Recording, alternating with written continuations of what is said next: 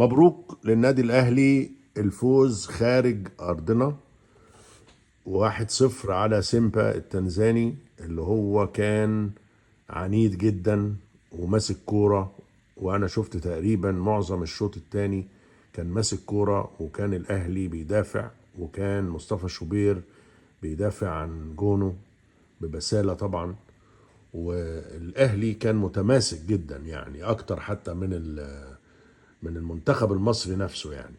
اللعب يعني كان حماسي جدا، والفرقة اللي هي سيمبا دي كان ممكن تتعادل، لأنه كان بينفردوا وكانوا بيهجموا تلاتات واربعات. إنما الأهلي كان بيرتد برضو بكور مرتدة، وبيضيع برضو فرص زي ما سيمبا بيضيع فرص. إنما نشكر الأهلي، رفع راس مصر النهاردة عاليا عاليا.